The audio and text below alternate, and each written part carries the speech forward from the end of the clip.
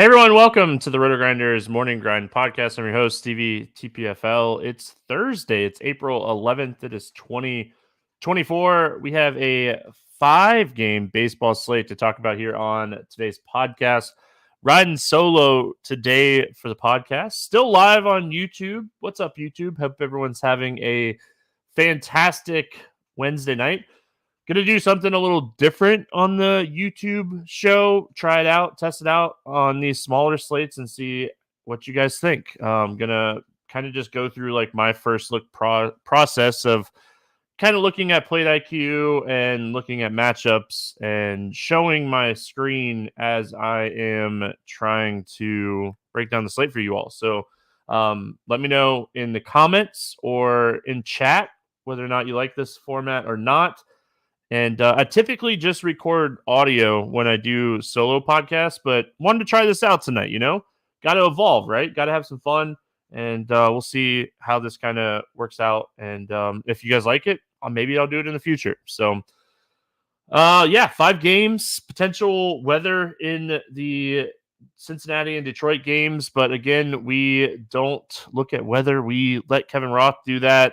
We do have morning shows for Grinders Live and Crunch Time tomorrow. I know I don't off the top of my head remember who's going to be on Grinders Live. I think it's Dean and Blender.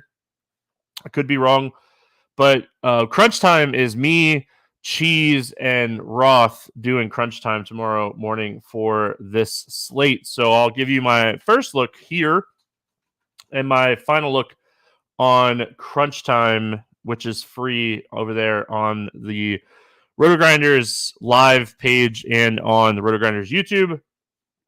Again, hope everyone is having a fantastic Wednesday night. Let's break down this early day baseball slate. We get started with Mets and Braves. We got Jose Quintana and Alan Winans. This is the game and matchup that we were supposed to see yesterday. Got rained out. Weather looks a little bit better. Hopefully it kind of holds off here. 9.5 total. Atlanta, a 162 favorite starting here with Jose Quintana. Really tough matchup. We talked about this yesterday on the podcast for Quintana. This is a guy that really just doesn't strike people out, doesn't miss bats in general. We look at his swinging strike rate last year. It was 9% through his first 2 starts this season. He's currently sitting at 4.8% swinging strikes. So just not missing any bats, getting hit pretty hard, and not a guy that I want to play against one of the best offenses in baseball. So going to pass on him. I will say, before the rain kind of ruled this game out, I did a little bit more digging on Winans and kind of just got some more thoughts on him, which I gladly share. So we saw him a little bit last year. He had good strikeout stuff. Struggled a little bit with the deep ball, which is definitely concerning. When we get outside of Citi Field for the Mets, they do have some power in this lineup. If you look at it, hard hit rates through the roof against right-handed pitching. They play in a really bad ballpark for hitting. So Nimmo, Lindor, Alonso, Beatty, DJ Stewart's a strikeout or power guy. So I think overall for me on Winans, it really kind of depends on if we get Scoble and Lopez or not. I think I have Winans as number 4 or number 5 on this slate. It's only a 5-game slate, so I'll probably only make 2 or 3 lineups on each site today. I won't go crazy here. I feel like I'll be able to get the exposure I want to the batters and pitchers I want through 1 to 3 teams today. So, small slate like this, day baseball, just kind of enjoy watching baseball as I work on some NASCAR stuff here on Thursday. So as far as the bats here for the Mets, again, I don't mind the Mets. I think that they're a team that just kind of goes overlooked because they play half of their games in a really bad ballpark. But Nimmo, Alonso, Beatty, I don't mind a DJ Stewart type upside play. Looking at these numbers, Nimmo, 232 ISO, Pete Alonso, 273 ISO, Francisco Alvarez, 246 ISO, Stewart, 291 ISO. So, they have plenty of power in this lineup. We talked about it on the podcast yesterday. Lindor is off to a very slow start, so he might be somebody that I don't play a lot of. But, I mean, kind of looking at this season and looking at Lindor, the K rate's still down, the walk rate's up. He's still seeing the ball well. When he's making contact, it's hard contact. He's just hitting the ball in the air a lot, so he's just not getting the barrel around on the ball, but he has a .038 BABIP. Like, he's just hitting the ball to people on everything that he hits. So, like, eventually Lindor is going to start finding gaps. He's going to start hitting balls over the fence and, really taking advantage of this massive hard hit rate that he has against right-handed pitching. So I don't know if I necessarily want to fade him if I'm playing Mets because, I mean, the underlying numbers definitely suggest that we got some positive regression coming here. I mean, normal BABIP, like league average BABIP is usually around like 300, and he is sitting at 38. So a lot of positive regression coming when it comes to Francisco Lindor. Going to the other side here, Jose Quintana is definitely somebody I want to pick on this slate. The Braves are expensive. We don't really have great, cheap pitching options. Like, I say great. There's hardly any option down there. I mean, you could potentially play Hunter Brown and potentially play John Gray, but you don't feel good about playing either one of those guys. So, just kind of looking at this Atlanta stack, it's uncomfortable, but I mean, if you play like Duvall, d'Arnaud, and Arcia, and then just take, two of the expensive bats, I feel like you could potentially make it work. But, looking at the stats here, obviously a ton of interest. I mean, this is one of the best teams in baseball against left-handed pitching. So I always talk about Arcia. I absolutely love him against left-handed pitching. They did have Trump in the lineup, and if he's back in there, he's only like 2,500. So if they do give d'Arnaud the day off, even though they kind of had a day off on Wednesday because of the rain out, if he's back in there, I think you could potentially take shots on him just because of how cheap he is. You could do like an Arcia, Chadwick, Acuna, Albies Riley wraparound stack. But I mean, I love Ozuna. He's one of my favorite hitters on the entire slate. So I definitely don't want to overthink not getting exposure to Ozuna. I love this spot for him. Austin Riley, a guy that I absolutely love against left-handed pitching. So again, Jose Quintana, he doesn't typically get like blown up, but he doesn't miss bats. And if you're not missing bats against Atlanta, daytime game should have really decent weather here. So yeah, I mean, definitely interested in the Braves bats. Milwaukee at Cincinnati.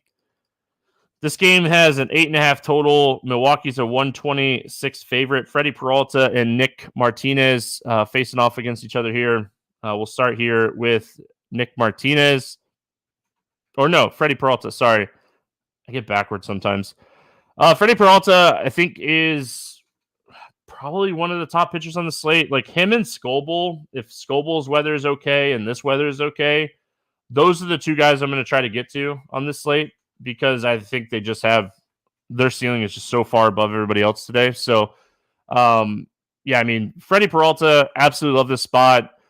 The strikeouts are there. We look at it, and Steer, and Carson Strand, Candelario, Fairchild, Ellie De La Cruz, Benson, Luke Mahle, like they're all over 20% Ks against righties. And we know that Freddie Peralta just kind of dominates right-handed hitters, like 36% Ks last season, 16.1% swinging strikes for Peralta against righties. So, yeah, I mean, absolutely love this spot. Really liked him last start against Seattle. And, I mean, he pitched well, gave up a few runs and just kind of didn't get there. But going right back to the well on Freddie Peralta, his strikeout stuff is too good here.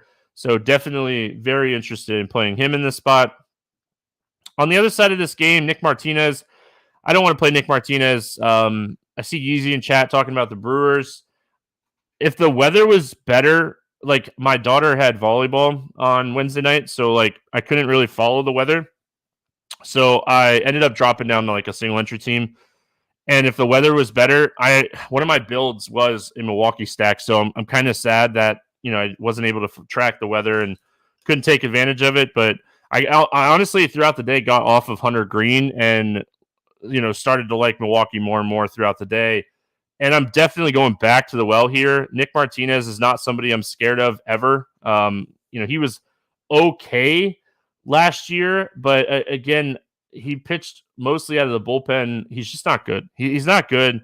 Really struggled against the Mets and the Nationals, and the Brewers are one of the hottest teams in baseball right now. So I'm going to pass on playing Nick Martinez here. Yeah, I mean, I like the Brewers a lot. Like looking at the bats here, absolutely love the price tags. Like I keep talking about Terang. He's someone that has like stolen base upside. You can play Yelich. He looks healthy and he's just smashing the baseball right now. So Yelich keeps hitting. I think he hit another home run. So it's like 3 home runs in his last 5 and 4 home runs in his last 7, I think.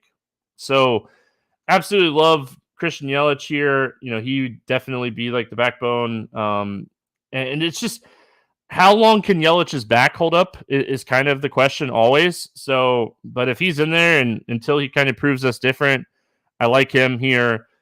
And then really just kind of looking at this team in general, I really like this team. Like we'll see who's in there between Perkins, Frelick, Dunn, like these guys, all of these guys have like the potential to crack the lineup. So like the stack is just going to be like lineup based, but you start your stack here with Yelich, Adames, and just kind of build from there. But definitely a stack you want to get exposure to. They're cheap.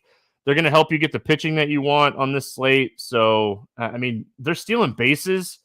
Love like the upside for the stolen bases as well. Jackson Chirino, like he's another guy that can steal bases with Terang. So you could do like a 9-1 stolen base upside stack there with Yelich and Adames, and whether it be Frelick, Perkins, or Bowers, who you kind of finish it out with. So, I mean, you're getting Jake Bowers at $3K here if he cracks the lineup. And I know he's off to kind of a slow start this season, but his biggest thing is like strikeouts, right? And if we look at Nick Martinez stuff just in general, he doesn't have like that dominating pitch against lefties. So Bowers is going to hit the ball hard, right? He's 58% hard hit rate against righties since the start of last year, almost an 18% barrel rate. So looking at Bowers in this matchup is fantastic, right? Because it's a low strikeout pitcher. It's a very hittable pitcher. So if Jake Bowers cracks the lineup, like he's a guy you're looking for home run chasing at $3K today at first base. So like the Brewers, going to be definitely one of my favorite stacks on this slate. I absolutely love them today. Going to the other side, I like the Reds in general. I don't think I'll play the Reds today. I think just going to kind of play, like I said, 1 to 3 teams, and I'm just going to play Peralta. I love the talent of Peralta. Talk about him all the time. So I just don't see the upside. There's a lot of strikeouts. There's a lot of power, right? Like this game is in Cincinnati. So like the upside is the ballpark. Freddie Peralta is a guy that, sometimes will have those like fly ball tendencies. So like you might get 1 or 2 home runs here chasing for Cincinnati, but they're expensive, right? Like Ellie De La Cruz 58, Steer 54, India 44. They're just an expensive stack. And Carshawn Strand has started the season awful. If we look at just his numbers from this season, the dude is just 184 WOBA, 33% Ks. Look at the strikeout rate for this team this season. If you're hanging out live with me on YouTube, look at Plate IQ for the strikeouts here. This team is just, it's all small samples, but they're striking out at such a huge clip that like Peralta's strikeout upside in this matchup is just phenomenal. So I think this is definitely a spot we want to get some exposure to Peralta. And like I said, I'm just going to be off the Rays in this matchup, or the Reds Rays. Minnesota at Detroit, hoping the weather holds up here. It's 6.5 total. Detroit's a slight favorite. It's, pretty much a pick'em game in this one. We got Pablo Lopez, Tariq Skubal in this one. And obviously always very interested in Skubal. We'll talk about him in just a second. Let's start here with Pablo Lopez. Pablo Lopez is a guy where he's hit or miss. He's consistently solid. He really struggled against Cleveland because he doesn't necessarily have a ton of overpowering strikeout stuff. He has good strikeout stuff. And he definitely struggles with strikeouts a lot more against lefties. So I think Pablo Lopez is definitely in play. We got to remember it's a 5-game slate here today. So he's definitely in play in this spot. And so yeah, I mean, overall for me, I think that this is a spot you could definitely take some shots on Lopez. It just kind of depends, right? Like, this is a team that if they go left-handed heavy, could potentially get to him. But I mean, even like their lefties aren't great. Like, Kerry Carpenter's solid, but I mean, Parker Meadows is not great. Riley Green is really solid. They just don't have a lot of good left-handed hitters in this lineup. So I mean, that's one of the reasons that I like Lopez, and one of the reasons that the total in this game is just so low. The other side here, Scoble, always like Scoble. I believe so much in the talent of him. I think that he is an elite pitcher and his stuff is elite. So you already know that I'm going to be playing Scoble against Minnesota. They have one of the highest strikeout rates in baseball this season. So lefties, they're going to leave some of these lefties in there. Like Julian should play. Kirilloff might play. But even the righties that are in this lineup, Buxton strikes out a ton. So you love that. If Jeffers catches, he strikes out a bunch. So, I mean, Scoble just has the potential to dominate in this matchup. And, I mean, with 1 to 3 teams, he's just going to be that guy for me. I'm not even going to overthink this. I'm just going to play a lot of Scoble and just hope that he has his stuff today. As far as bats here, I mean, on the Minnesota side, like if you want to one-off a Buxton or a Correa, sure. I mean, I'm probably not going to. Like I said, I'm just going to kind of commit to playing a lot of Scoble.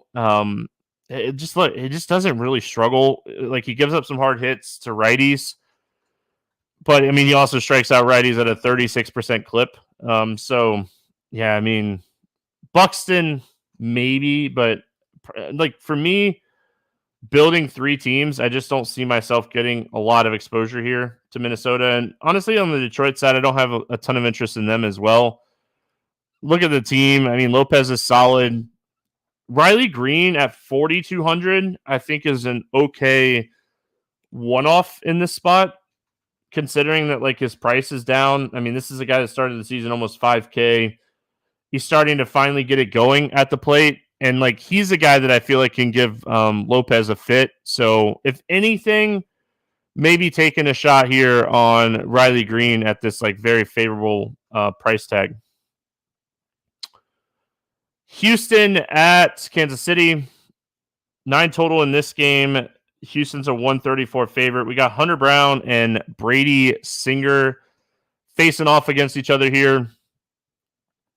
So for me,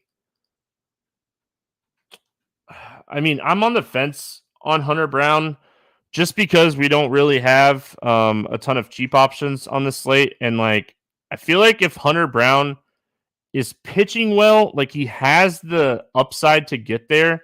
Last season, we saw Hunter Brown really kind of pitch well to righties with strikeouts, and lefties. He had good strikeout stuff against lefties. So, I mean, looking at what he uses a cutter splitter fastball combo against lefties.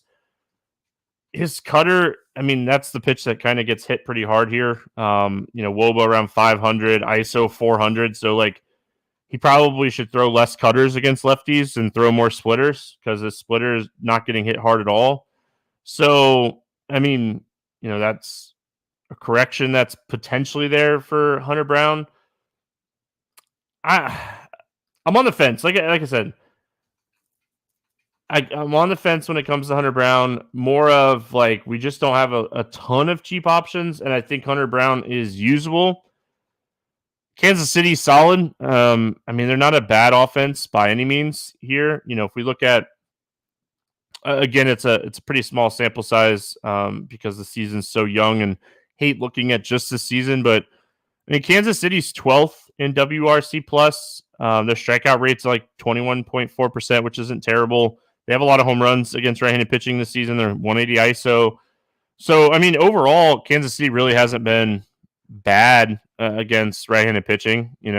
Bobby Witt's been great. Garcia, there was an article on Baseball Savant that like Garcia is just hitting everything like extremely hard this year, like 52% hard hits this year. Bobby Witt, Perez hitting the ball hard, Melendez hitting the ball hard. So, I mean, this StatCast data for these guys, like everybody's hitting the ball hard. They're hitting the ball in the air too. So, like, I could see potentially playing some Hunter Brown. I can also see stacking Kansas City, and we'll talk about that in just a second. Singer on the other side of this game, tough matchup for Brady Singer. You all know that I like the talent for Singer. I talk about it all the time. I think he's very talented. I think he's very underrated just in general. So far this season, he's been great, right? Like his swinging strike rate is way up. Trying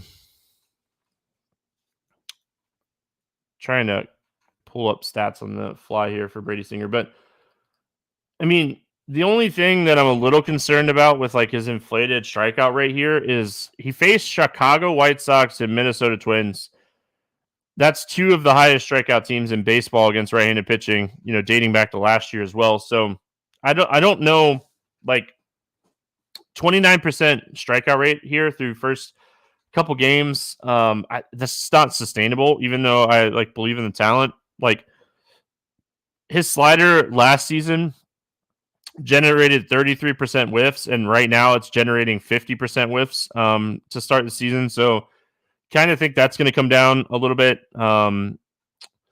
Looking at his slider from like this year to last year, very, very close horizontal and vertical movement towards last year and the year before that, kind of looking even further back. So, yeah, I mean, overall, I don't know if we want to really take too much into account outside the fact that he just faced two bad offenses and, he's really pitched well in that aspect. His velocity kind of around the same. His off-speed velocity is kind of around the same. I think this is more of like he just had two really good matchups. Like this dude is not striking out 10% more hitters than he did last year. And, even if we go back to like 2021, 2020, 2022, he was like a 22 to 24% K guy.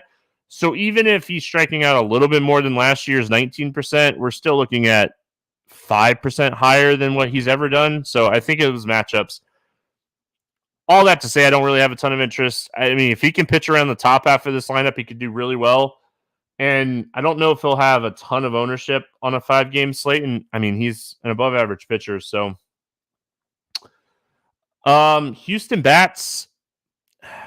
I mean, what we've seen from Brady Singer in the past is he gives up a lot of hard contact. If you're giving up a lot of hard contact to Jordan Alvarez, Kyle Tucker, even like Altuve, Diaz has been hitting the ball extremely hard this season. So like, if you're giving up hard contact to these guys, they're just too good, right? Like, so I like the potential upside of Alvarez and Tucker. Don't know if I full stack Houston. I think it would be more of a mini type of stack or like building like a 4-4 or 3-3-2 or something like that. As far as the Kansas City bats go, I have interest, right? Like Hunter Brown is a guy that's like hittable. And again, like we just looked at it, right? We looked at the data for this team to start the season and they're hitting the ball super hard, right? Garcia, Witt, Vinny, Perez, Melendez, they're all hitting the ball hard. They're getting barrels. I mean, look at this. I know Vinny had a barrel today because he hit a home run, but we're getting barrels. Melendez, 30% barrel rate. Like that's not going to stick up, but like 30% barrels, 65% hard hits, 50% fly balls from Melendez. Like, that's home run chasing at its finest right there. So I think one of my 3 teams, I definitely want to get some Kansas City exposure today because I like the potential upside on a 5-game slate. I don't think they get the same type of ownership as like Milwaukee, Atlanta. We haven't even got to talk about Texas against JP Sears yet. So I think the ownership wise, Kansas City's a really interesting ownership stack today. Hoping that they potentially fly under the radar because it's a 5-game slate here on the daytime. Oakland at Texas is where we finish it out. You see me shifting back and forth on Plate IQ. Plate IQ usually loads about 2 or 3 a.m. Eastern, so kind of looking back to the last couple of days to kind of get an idea of where we're at with some of these pitchers facing teams that like line up. So if you're ever curious, 9.5 total. Texas a 188 favorite. JP Sears, John Gray facing off against each other here. We got JP Sears, not a guy that we want to play.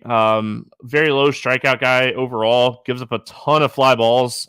Gives up a ton of hard contact too. Like this, Texas is definitely one of the top stacks on the slate today. For what it's worth, they're one of my favorite stacks. Love this spot. I assume that like we see Wyatt Langford back in the lineup here. I assume that he'll be back.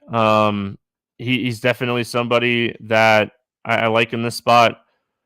So I definitely want to get exposure to him. I want exposure to Duren. I want exposure to Simeon. Oh, we haven't talked about John Gray. Sorry, got ahead of myself. Like Texas, we'll talk about them in a second. The Oakland side here John Gray. What to do with John Gray? Gosh, you love the matchup, right? You love the matchup against Oakland. They kind of stink, but John Gray has been atrociously bad to start the season. He's walking people at a very high clip. Everything that's been hit off of him this season to start the year has been hard against lefties, so you're obviously concerned about that a little bit. But, I mean, he had 2 really tough matchups to start the year. I'm not making excuses for John Gray, but started the season against the Cubs. Got absolutely pummeled in that game. Then had to face Houston. Got absolutely crushed in that game.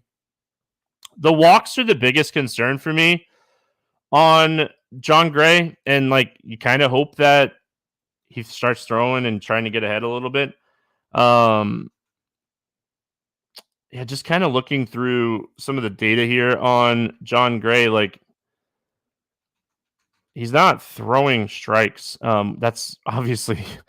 You got to do that, John. You got to do that. I mean, looking at it, though, like, his whiffs are okay. His swinging misses is okay.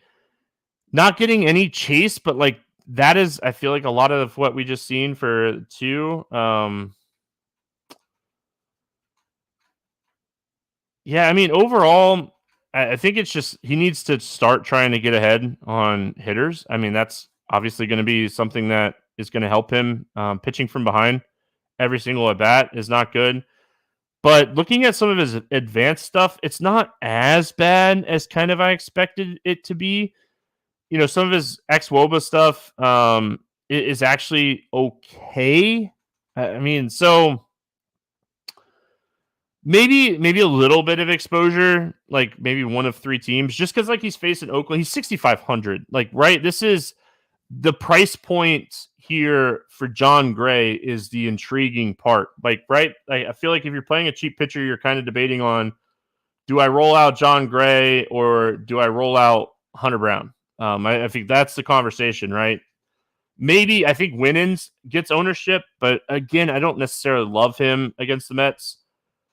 I think John Gray is playable today, and I mean, it pains me to say that, but I think he's someone you just kind of hope that the strikes are there, right? Like you hope that he throws some strikes, hope that, you know, with this much better matchup, I mean, 15 points from John Gray might be enough today, and I think that's super doable.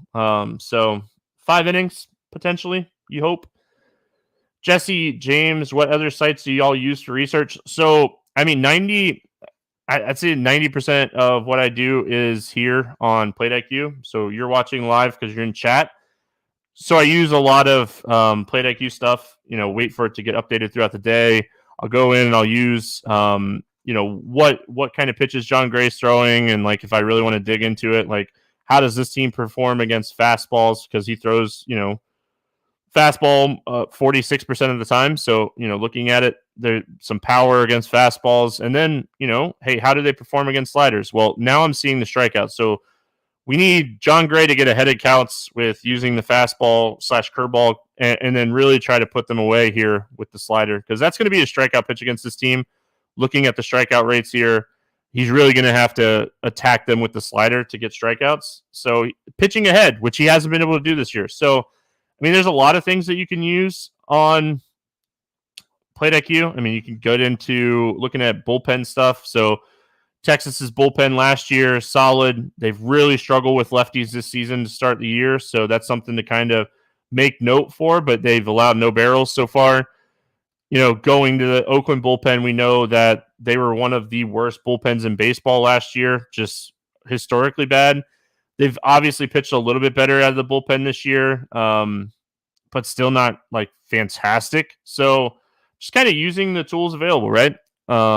So, I mean, there's a ton of stuff you can use. So, yeah, but all that to say, like 90% of what I do is available through Plate IQ, and then the other 10%, Baseball Savant, some Fangraphs leaderboard stuff. But Baseball Savant, like if I'm digging into a pitcher and I really kind of want to know what's different and what's going on, I'll use Baseball Savant. So I think that is something that is huge. It's one of the best tools available out there for people researching baseball. So there you go. I mean, Plate IQ, like I said, absolutely love Plate IQ. Hopefully that answers your question, Jesse. Like smaller slate, I could take a second to answer your question. There you go. Bats. Oakland bats here. I mean, if John Gray doesn't have his stuff, obviously he's a guy that's very hittable. So, like if you're playing John Gray on 1 of 3, you're probably getting exposure to Oakland on 1 of 3. You don't have to play a lot of them. I mean, Seth Brown, Nada, and then Blade would be like my 3 favorites here. Is Toro? Nada's banged up. I didn't realize he was day-to-day. He's 3,100, but he's day-to-day. Left hand injury. Toro's still 2,500. So, I mean, you're potentially getting the third baseman in this game is potentially going to be like the chalky, cheap third baseman, because I assume Wenzel will start at 2,100 here against the lefty.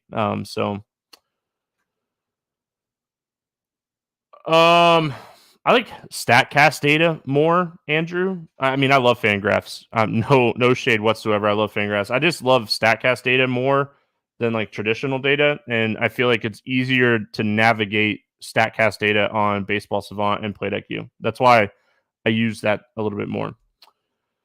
But yeah, Oakland bats. I mean, if I'm playing Oakland, it's because I want cheaper bats. So like Blade, like I said, 3,500. If Nada's in there, he's 31. Brown is 3K. I mean, Oakland's just not a great team. Geloff is okay. Texas bats. Gosh, love Texas again. I mean, can they let us down again? I feel like the answer is probably yes, but we got to do it right. The Yankees. What are the Yankees doing? The Rangers had an okay game. I mean, they put up some runs, but like it all came in the first like 3 or 4 innings in that game, and then they didn't really do much the rest of the game. I like the Rangers here. Again, JP Sears, not a guy that I am worried about. I mean, this guy is just not getting the ball by anybody this year or last year. So whoever kind of cracks the lineup here, Garcia would be a top hitter. Simeon's a top hitter. Wenzel, like I said, he's going to be minimum salary. You like him. Wyatt Langford is someone that I like. He's, again, like, we look at Wyatt Langford, and he's still hitting the ball hard. 50% of the time he's hitting the ball hard, 75% up in the air. It's very small sample size, but you got to love that. Duran is good against lefties. So, like him, assuming that he cracks the lineup as well. So, yeah, any of these righties, and pricing-wise, like, Texas stack is definitely priced appropriate. Heim is another guy that I really like against lefties. If he starts again today, we'll see if he's in there, or they use Kisner. And even Kisner has power against lefties, so like if he catches, he's cheaper at 3,100. But I like Heim more. So there you go. All right, fun stuff. Let's play the morning grind game. It's a little tougher today. Under 8K to get 6 or more strikeouts. Give me John Gray. I think he can really attack this Oakland lineup with his slider if he wants to, and he throws strikes. But I think he has the best chance to get there as far as strikeouts. Over 8K to score under 15. I'm going to go Brady Singer. You all know that I really like Brady Singer. I just don't like this matchup for him. A lot of left-handed power in this lineup, and I think that he might struggle there. For some reason, Houston doesn't have a lot of lefties in the lineup. Maybe we take some shots on Singer. Over 4K to hit a home run today. I'm going to say my boy Christian Yelich stays hot in this game. Absolutely love Christian Yelich in this spot. So give me Yelich to stay hot and hit another home run today. Under 4K to get 2 hits. I think I'm going to go bottle barrel here. 2,100. Davis Wenzel should draw the start here and I think he has a good chance to get his first major league hit in this spot. JP Sears is not a guy that really blows the ball by anybody. Really liked him against Alex Wood, and then Alex Wood threw 3 or 4 innings the other day, and it kind of stunk. But I expect JP Sears to throw a little bit longer in the game. So, yeah, I like Wenzel at 2,100. Stack to score 6 or more runs. Absolutely love Milwaukee today. The Brewers in a fantastic spot. So going to be playing some of the Brew Crew. As far as betting, I didn't see really any props out yet, which is concerning. Night before, I have been ice cold.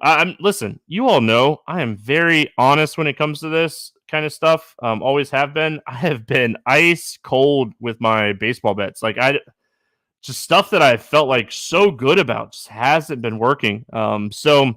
Again, I thought Jordan Hicks strikeouts in that Washington game was fantastic, and he just didn't have the strikeout stuff today. So been ice cold, but that's not going to stop me from doing my process and posting picks. Hey, we'll get it going. We'll get it back. Baseball is 200 slates. We're going to get it back. But yeah, I mean, for me overall, line-wise here, nothing jumping off the page to me. If anything, let's look. Actually, I kind of do like something. Let me look what the odds are really quick. I do like this one. All right, so let's go to. Yeah, I like this one a lot. So Milwaukee, Cincinnati. I'm going to take Milwaukee minus a half a run at plus 112 for the first 5 innings here. I like this. Nick Martinez against Freddie Peralta, and we're getting plus money on the Brewers, one of the hottest offenses in baseball. Give me, I like this one. That'd be my bet that I give out today. We're going to go first 5 here for Milwaukee. I'm putting this in myself. That's why I'm first 5. Yep. Milwaukee minus a half a run. You could take the money line if you don't. I mean, you can get it at bet 365 for minus 115. But I like them enough where I'm definitely going to just go ahead and full on take the run. I think they're going to be up in this game. And I like this a lot. So that's my morning grind bet for today. Let's get back on track. I'm feeling it. I like it. I love this matchup for the Brewers, and I think Freddie Peralta has a lot of upside here. So, yeah, let's get back on track, and you can get this at plus 112 over there on FanDuel. Hope everyone has a fantastic Thursday. We'll be back tomorrow talking baseball. Let me know. Let me know in the comments below if you liked having Played IQ up while I was breaking it down. Like I said, potentially when I'm doing solo podcasts, maybe I'll do live solo podcasts more this year. Let me know if you liked it. I don't typically do live solo podcasts because I like to pause every once in a while, and I just talk for 40 minutes straight. And I do that in NASCAR, but I still pause enough where I can take a breather for a second. So appreciate everyone hanging out. Let me know in the comments below. If you haven't already, subscribe to the RotoGrinders Morning Grind YouTube page. We're back tomorrow talking baseball. Good luck, everyone. We'll see you then.